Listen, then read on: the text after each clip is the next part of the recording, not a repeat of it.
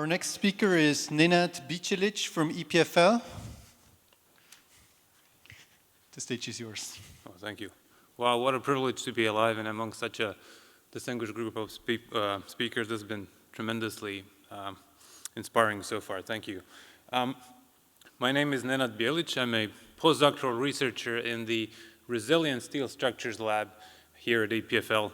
And our expertise lies in structural analysis, retrofit of existing structures, and also probabilistic risk modeling. And what I'll share with you today is some of my work that I've done in this so-called, quote-unquote, data-centric machine learning with applications in natural hazards engineering. To kind of ease us into this, I think all of us in this room can agree that big data and machine learning has been the king of the jungle for quite some time, like this line here. And while these tools have been used to make fundamental advances to humanity, the reality is you probably don't want a lion as a pet. If for nothing, it's because it can get tricky when it gets hangry. Hangry just when you're hungry and angry at the same time. So wouldn't it be great if we could preserve some of the quantities of having such a wonderful animal, but have it in a more manageable or tame format? And in this presentation, I'll outline how we've done this by leveraging domain expertise to reduce data requirements. And it all started with some study I've done 7 years ago now as I was doing my PhD. This was at Stanford. And I was looking at regional risk assessment for collapse. So determining what's the probability that a structure will collapse due to all future earthquakes, but throughout the region. What you see here, this is a map of Southern California. Just to get our bearing straight, this is roughly where Disneyland is.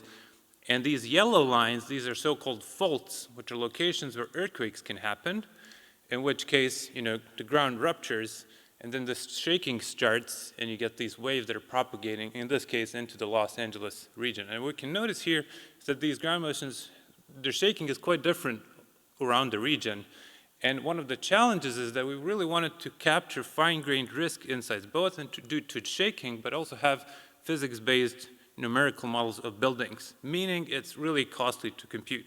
So at that time, I was taking engineering's class at Stanford. So naturally, one thing that we'll look at is, hey, let's do some machine learning. So I've run about 1,900,000 nonlinear analysis of a tall building, which then fed into a simple support vector machine classifier, and then leveraged that to get a regional risk assessment as seen on this map here, which is color-coded, and here red means bad. Okay, and so just put some numbers on this. If you were to do this computation or analysis with physics-based methods, it would take about 5 to 10 years on a 20-node cluster, or about 350 CPUs simultaneously, whereas the SVM took about 3 minutes on my Mac.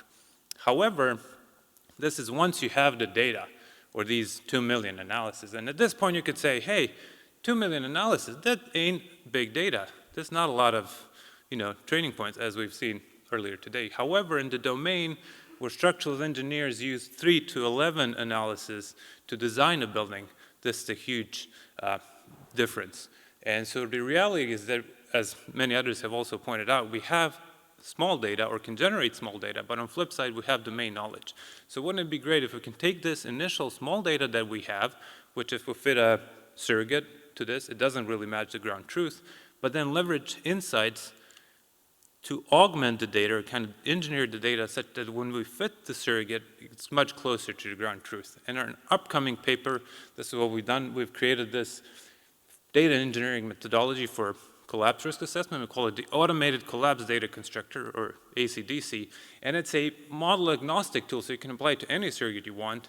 And in this case, a sample is that we've used it for a state-of-the-art risk assessment method, which underneath is a linear regression method, and it enables us to reduce the data requirements by 80% while essentially getting spot on with the estimates. So put this in another way, if you're a design office, instead of this analysis taking you a week on your workstation, you can do it in a day and be spot on.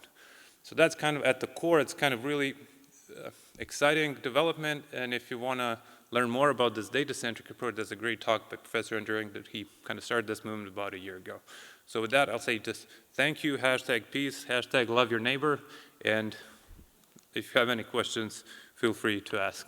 Thank you.